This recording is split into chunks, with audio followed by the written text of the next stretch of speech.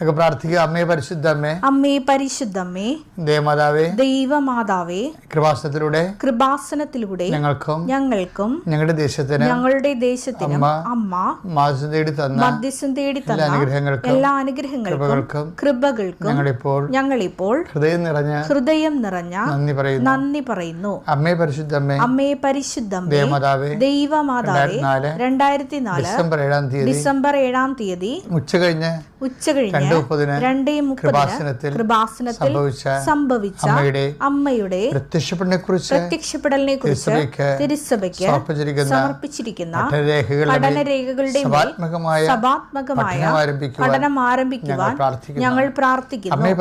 അമ്മേ പരിശുദ്ധമ്മേ, ഭൂസ്വർലോകങ്ങളുടെ രാജ്ഞിയായ അങ്ങേയ്ക്ക് ഭൗമസംരക്ഷണത്തിനായി പ്രപഞ്ച പ്രകൃതിയെ തന്നെ തിരുസഭ പ്രതിഷ്ഠിക്കുവാൻ ഈ പ്രത്യക്ഷീകരണം വഴി ഇടയാക്കണമേ. പരിശുദ്ധമേ, ജപമാല മാതാവേ, സകല കൃപാസനം പ്രാർത്ഥനകളോടും ചേർത്ത് ഞങ്ങളിപ്പോൾ പ്രാർത്ഥിക്കുന്ന ഈ കുടുംബത്തിന്റെ പ്രത്യേക നിയോഗം മക്കളെ.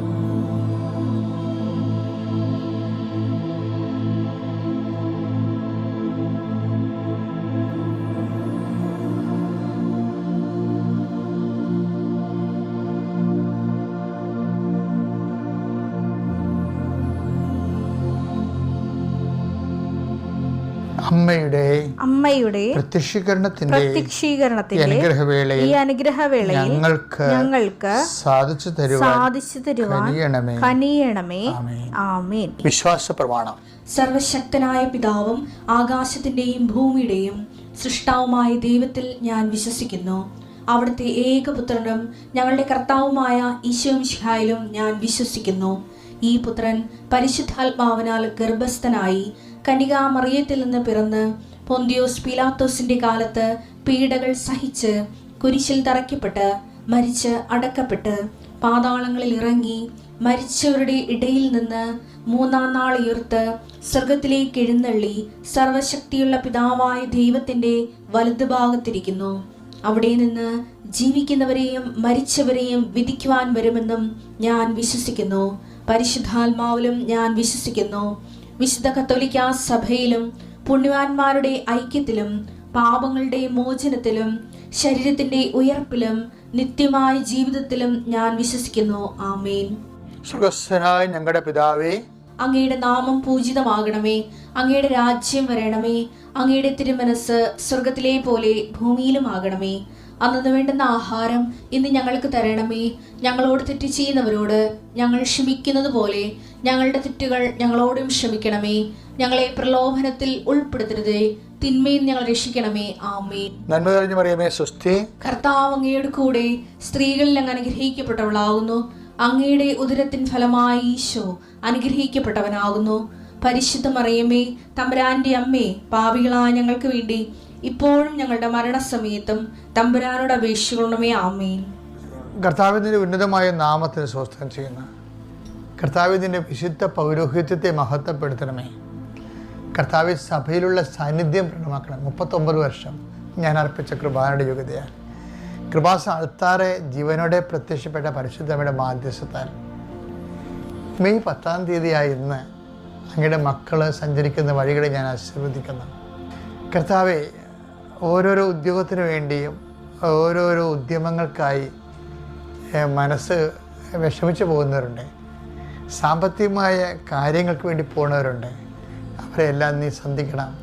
കർത്താവ്, ഓരോരോ വ്യക്തികളോട് സംസാരിക്കാൻ വേണ്ടി പോകുന്നവരുണ്ട്. ആ വ്യക്തികൾ ഇവർക്ക് അനുകൂലമായി മാറാൻ വേണ്ടി കർത്താവിൻ്റെ അനുഗ്രഹം ഉണ്ടാകണം. മെയ് 10-ാം തീയതി ഡേറ്റ് പറഞ്ഞിട്ട് പൈസ കൊടുക്കാമെന്ന് പറഞ്ഞ ഡേറ്റുകളുണ്ട്. മനസ്സമ്മതത്തിൻ്റെ ഡേറ്റ് വെച്ചിട്ടുണ്ട്. ചില ആൾക്കാർ ചിലർ വിവാഹത്തിൻ്റെ ഡേറ്റ് വെച്ചിട്ടുണ്ട്, ചിലർ വസ്തു കൈമാറ്റത്തിന് ഡേറ്റ് വെച്ചിട്ടുണ്ട്, വസ്തു വാങ്ങിക്കുന്ന അഡ്വാൻസ് ഡേറ്റ് വെച്ചിട്ടുണ്ട്. ഇങ്ങനെ മെയ് 10 ഒത്തിരിയേറെ കമ്മിറ്റ്മെൻറ്റുകളുള്ളതാണ്. കർത്താവ് അതെല്ലാം ഇന്ന് പരീക്ഷ റിസൾട്ട് വരുന്ന ദിവസമായിരിക്കാം, ഇന്ന് ഏതെങ്കിലും ഒരു ഓഫർ ലെറ്റർ പ്രതീക്ഷിക്കുന്ന ദിവസമായിരിക്കാം. കർത്താവ് അങ്ങയുടെ മക്കൾ ഉത്കണ്ഠപ്പെടുത്തുന്ന എല്ലാ ഭാരങ്ങളിൽ നിന്നും, അവന് രോഗകരമായ അവസ്ഥകൾ, വല്ലാത്ത വേദന അനുഭവിച്ചുകൊണ്ട് പോകുന്നവരുണ്ട്, മക്കളില്ലാത്തവരുണ്ട്, മക്കൾ ലഭിച്ചിട്ട് പോലും സ്പോട്ടിങ്ങൊക്കെ ഉണ്ടായിട്ട് അവർ വല്ലാത്ത രീതിയിൽ മനസ്സ് വേദനിച്ച് ഭാരപ്പെട്ടിരിക്കുന്നവരുണ്ട്. ഓരോരോ കാര്യം ഓർത്ത്, വീട്ടിൽ സംഭവിച്ച ഓരോരോ സങ്കടകരമായ യാഥാർത്ഥ്യങ്ങൾ ഓർത്ത് എന്നാത്തിനായി ഇങ്ങനെ ജീവിച്ചു പോകണമെന്നൊക്കെ ഓർത്തിട്ട് വല്ലാത്ത രീതിയിൽ ആലോചിക്കപ്പെടുന്നവരുണ്ട്. അവിടെ മേലെല്ലാം കർത്താവിൻ്റെ രക്തം തളിക്കപ്പെടട്ടെ എന്ന് പ്രാർത്ഥിക്കുന്നു.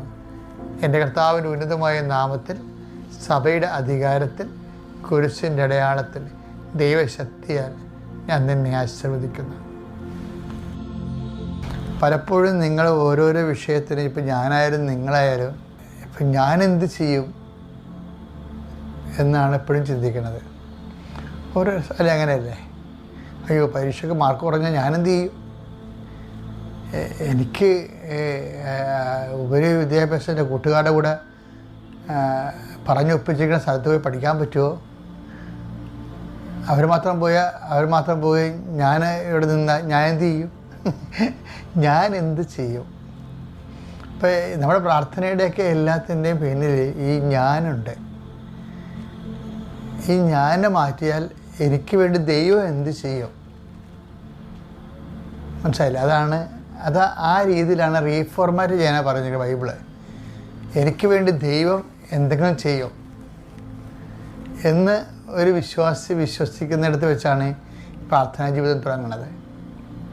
അപ്പോൾ അതുകൊണ്ട് തന്നെയാണ് ഞാൻ വെട്ടിക്കളയാൻ വേണ്ടിയാണ് പറയണത്, കർത്താവിൻ്റെ തിരുസന്നിധിയിൽ നിങ്ങളെ എളിമയോടെ വിനയത്തോടെ നിൽക്കണമെന്ന് പറയണത്. അപ്പം അതനുസരിച്ച് തന്നെ നമ്മൾ ഓരോരോ കാര്യത്തിനും ദൈവം എനിക്ക് വേണ്ടി ചെയ്യും, എനിക്ക് വേണ്ടി പ്രവർത്തിക്കും. അപ്പം അങ്ങനെ ചിന്തിക്കുകയാണെങ്കിൽ സ്വാഭാവികമായിട്ടും ഇതിൻ്റെ മുഴുവൻ റിസ്ക് നീ സ്നേഹിക്കുകയും വിശ്വസിക്കുകയും ആശ്രയം അർപ്പിക്കുകയും ചെയ്യിക്കണ ദൈവത്തിലാകും. അപ്പം അതുകൊണ്ട് പ്രാർത്ഥനാ ജീവിതത്തിൽ ഈ പ്രാർത്ഥനാപരമായ ഒരു എളിമയുണ്ട്. 1-10 വായിച്ചേ. ദൈവത്തിന്റെ ശക്തമായ കരത്തിന്റെ കീഴിൽ നിങ്ങൾ താഴ്മയോടെ നിൽക്കുക. അവിടുന്ന് തക്ക സമയത്ത് നിങ്ങളെ ഉയർത്തിക്കൊള്ളും. നിങ്ങളുടെ ഉത്കണ്ഠകളെല്ലാം അവിടുത്തെ ഏൽപ്പിക്കുവിൻ. അവിടുന്ന് നിങ്ങളുടെ കാര്യത്തിൽ ശ്രദ്ധാലുവാണ്. അപ്പം ഞാനെന്ത് ചെയ്യും എന്ന് ഇടയ്ക്കിടയ്ക്ക് ഇങ്ങനെ ഉദ്ദീപനം ചെയ്ത് ഉത്കണ്ഠ വലുതാക്കേണ്ട കാര്യമില്ല. ദൈവം എന്തെങ്കിലും ചെയ്തോളൂ എന്ന് പറഞ്ഞ് വിശ്വാസം അർപ്പിച്ച്, ഇങ്ങനെ വിശ്വാസം അർപ്പിക്കണമെങ്കിൽ എന്താ വേണ്ടെന്നറിയാവോ? ദൈവസ്നേഹമാണ്. ഇപ്പം ഈശോ പറഞ്ഞിട്ടില്ലേ, നിങ്ങൾ ഈ മലയോട് ഇവിടെ നിന്ന് മാറി, ഹൃദയത്തെ ശങ്കിക്കാതെ നിങ്ങളത് ഇവിടെ നിന്ന് മാറി കടലിൽ ചെന്ന് വീഴാൻ പറഞ്ഞാൽ അത് വീഴും. മർക്കോസിൻ്റെ സുവിശേഷം 11:23. സത്യമായി ഞാൻ നിങ്ങളോട് പറയുന്നു, ആരെങ്കിലും ഈ മലയോട് ഇവിടെ നിന്ന് മാറി കടലിൽ ചെന്ന് വീഴുക എന്ന് പറയുകയും ഹൃദയത്തിൽ ശങ്കിക്കാതെ താൻ പറയുന്നത് സംഭവിക്കുമെന്ന് വിശ്വസിക്കുകയും ചെയ്താൽ അവന് അത് സാധിച്ചു കിട്ടും. കാര്യം എല്ലാവർക്കും ഒരു ഉതപ്പുണ്ടാകുന്നൊരു വചനമാണ്. പിന്നെ മലയിൽ നിന്ന് മാറി മലയോട് പോയി കടലിൽ വീഴാൻ പറഞ്ഞാൽ വീഴും, നമ്മൾ ചുമ്മാ വീഴത്തില്ലെന്ന് പറയും. പക്ഷേ എന്താ അവിടുത്തെ പ്രശ്നം എന്ന് അറിയുക? മലയെന്ന് പറഞ്ഞാൽ എന്താണ്? ജീവിത തടസ്സങ്ങളാണ്. ജീവിതത്തിൽ വിദ്യാഭ്യാസ തടസ്സം ഉണ്ടാവും, ലോൺ കിട്ടാൻ തടസ്സം വരത്തില്ലേ? അപ്പോൾ ഇങ്ങനെ ജീവിതത്തിൽ ഓരോ തടസ്സങ്ങൾ വരും. ഇതിന് എന്താണ് മലയെന്ന് പറയണത്? അപ്പോൾ എന്ത് ചെയ്യണം? ഈ തടസ്സം മാറാൻ വേണ്ടി എന്ത് ചെയ്യണം? ഹൃദയത്തെ ശങ്കിക്കാതെ. അപ്പോൾ അവിടെയാണ് പ്രശ്നമായത്. അപ്പോൾ നമ്മൾ ഓർക്കും ശങ്ക എങ്ങനെയായാലും ഉണ്ടാവില്ല മനുഷ്യനെ, പിന്നെ എങ്ങനെ ശങ്കിക്കാതെ എന്ന് പറഞ്ഞാൽ എങ്ങനെയാണ്? ഇപ്പം ശങ്ക ഉണ്ടാകാതിരിക്കാൻ എന്താ മാർഗം എന്നറിയാവോ? ഹൃദയത്തെ ശങ്കിക്കാതെ എന്നല്ല പറയണത്. ഇപ്പം ഹൃദയമാണ് നമ്മൾ ടാർഗറ്റ് ചെയ്യേണ്ടത്. ഈ വിശ്വസിക്കണത് എന്താണ്? ഹൃദയത്തിലല്ലേ വിശ്വസിക്കണത്. ഇപ്പം യേശു കർത്താവാണെന്ന് ആധരം കൊണ്ട് ഏറ്റു പറയും. ദൈവം അവനെ മരിച്ചവരെന്ന് ഉയർപ്പിച്ചെന്ന് ഹൃദയത്തിലാണ് വിശ്വസിക്കണം മനുഷ്യൻ, അല്ലേ? 10:9 റോമ 10:9. ആകയാൽ യേശു കർത്താവാണ് എന്ന് അധരം കൊണ്ട് ഏറ്റുപറയുകയും ദൈവം അവനെ മരിച്ചവരിൽ നിന്ന് ഉയർപ്പിച്ചു എന്ന് ഹൃദയത്തിൽ വിശ്വസിക്കുകയും ചെയ്താൽ നീ രക്ഷ പ്രാപിക്കും. ഹൃദയത്തെ ശങ്കിക്കാതെ എന്ന് പറയുമ്പോൾ വിശ്വാസത്തിന് വരാൻ സാധ്യതയുള്ള കൗണ്ടർ പാർട്ട് എന്താണ്? എതിർ ശക്തി എന്താണ്? സംശയമാണ്. അപ്പോൾ വിശ്വാസത്തിന് എതിരെ വരാൻ സാധ്യതയുള്ളത് മനുഷ്യൻ്റെ സംശയമാണ്. ഈ സംശയത്തെ എങ്ങനെ അതിജീവിക്കണത്? അത് സ്നേഹം കൊണ്ടാണ് അതിജീവിക്കണത്. മനസ്സിലായില്ലേ? 1 Corinthians 13:7. സ്നേഹം സകലതും വിശ്വസിക്കുന്നു. അതാണ് സംഭവം. സ്നേഹം സകലതും വിശ്വസിക്കുന്നു, സകലതും പ്രത്യാശിക്കുന്നു, സകലത്തെയും പ്രത്യാശിക്കുന്നു. അപ്പോൾ ഇവിടുത്തെ പ്രശ്നം വെച്ചാൽ ഈ സംശയത്തെ അതിജീവിക്കണം എങ്ങനെയാണ്? സകലത്തെയും അതിജീവിക്കുമെന്ന് പറയണല്ലേ. അപ്പം എങ്ങനെയാണ് അതിജീവിക്കണത്? സ്നേഹം കൊണ്ടാണ് അതിജീവിക്കണത്. ഇപ്പോൾ ഒരു അമ്മയുടെ എളിയിൽ ഒരു കുഞ്ഞിരിക്കണം. അപ്പോൾ അത് അവിടെ നിന്ന് കളിക്കുകയും ചിരിക്കുകയും ചെയ്തുകൊണ്ടിരിക്കുക, ഒരു പ്രശ്നവുമില്ല. പിന്നെ ഭക്ഷണം കഴിച്ചുകൊണ്ടിരിക്കും. നമ്മുടെ അരയിരുന്നുണ്ട്. കുഞ്ഞ് അതിൻ്റെ താഴേക്ക് നോക്കുമ്പോൾ അതിന് ആഴങ്ങളെക്കുറിച്ച് ചിലപ്പോൾ ഒരു തെങ്ങിൻ്റെ മുകളിൽ കയറിയിരിക്കുന്ന പോലെയുള്ള ആഴങ്ങളായിരിക്കും കുഞ്ഞിനെ സംബന്ധിച്ചിടത്തോളം താഴേക്ക് നോക്കുമ്പോൾ കാണുന്നത്. പക്ഷേ കുഞ്ഞ് അവിടെ നിന്ന് അതൊന്നും മൈൻഡ് ചെയ്യത്തില്ല. എന്താണ്? ഭയങ്കരമായ എൻ്റെ അമ്മേനെ താഴെ ഇടുകയോ ഇല്ലയോ എന്ന് കൊച്ചിന് സംശയമില്ല. സ്നേഹമാണ് ആ സംശയം മാറ്റുന്നത് കൊച്ചിൻ്റെ. പക്ഷേ കൈമാറിയൊന്ന് എടുത്ത് നോക്കി, ഒരു അപരിചിതമായ വ്യക്തിയൊന്ന് എടുത്തു നോക്കി, അപ്പം കൊച്ചിനെ നിലവിളിച്ച് വരും, കരച്ചിൽ വരും.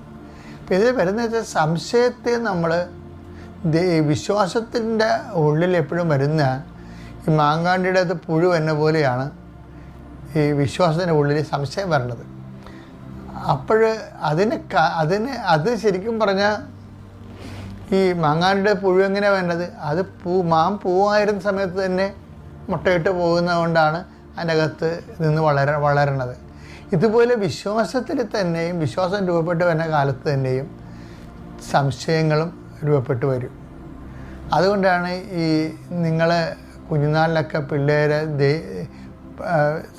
വീട്ടിൽ ഇരുന്നുകൊണ്ട് നിങ്ങൾ മുതിർന്നവർ വിശ്വാസത്തിൻ്റെ കാര്യങ്ങളൊക്കെ സംസാരിക്കുമ്പോൾ കുഞ്ഞുങ്ങളെ കേൾപ്പിച്ചതൊന്നും സംസാരിക്കരുത്. കാര്യം എന്താണ്? അവർക്ക് അപ്പനും അമ്മയ്ക്കും സംശയമാണെങ്കിൽ പിന്നെ കുഞ്ഞുങ്ങൾക്ക് ഓട്ടോമാറ്റിക്കായി സംശയം ഉണ്ടാകും. അപ്പോൾ അവരുടെ പൂ വിരിഞ്ഞ് വരുമ്പോൾ തന്നെ ആ സംശയത്തിൻ്റെ കണിക അതിനകത്ത് വീഴും. അപ്പോൾ വളർന്നു വരുമ്പോഴും അവർ ആ വിശ്വാസത്തിലേക്ക് സംശയം ഉണ്ടാകും. യോഗ്യന്മാരെ തിരിച്ചറിയാൻ എപ്പോഴും യോഗ്യമായ തീരുമാനത്തിൽ എത്തുന്നവരെ മത്സരങ്ങൾ ഉണ്ടായിക്കൊണ്ടിരിക്കും. പക്ഷെ അത് ചിലപ്പോൾ ചില ആൾക്കാർ കയ്യാങ്കളിലൊക്കെ കൊണ്ടുപോകും. പക്ഷെ നമ്മളിതൊക്കെ കുഞ്ഞുങ്ങളെ ഇരുന്നുകൊണ്ട് കെട്ടിയിരുന്ന് വിളിക്കുമ്പോൾ കുഞ്ഞുങ്ങൾക്ക് ഓർക്കും ഇതൊക്കെ ചുമ്മാ ആയിരിക്കുമെന്ന്. അങ്ങനെയല്ല, ഇതൊക്കെ ലൈഫിൻ്റെ ഭാഗമാണ്. പക്ഷെ കുഞ്ഞുങ്ങളെ കേൾപ്പിച്ചതൊന്നും സംസാരിക്കരുത്. കാര്യം അവരെ എപ്പോഴും നമ്മൾ അവിടെ ഉള്ളിൽ, ഇപ്പോൾ ഈ മാങ്ങാണ്ടിടത്ത് എങ്ങനെ പുഴു വരുന്നത്? ഞാൻ നേരത്തെ നിങ്ങൾ പറഞ്ഞില്ലേ, എന്താ വരുന്നത്? പൂക്കുമ്പോൾ തന്നെ പരാഗണത്തിലൂടെ വരുന്നതാണത്. അപ്പോൾ ആ രീതിയിലുള്ള ഒരു അവസ്ഥ കുഞ്ഞുങ്ങൾക്കുണ്ടായിരിക്കാൻ വേണ്ടി നമ്മൾ പ്രത്യേകം ശ്രദ്ധിക്കണം. അത്യപൂർവ ദൈവാനുഭവങ്ങൾ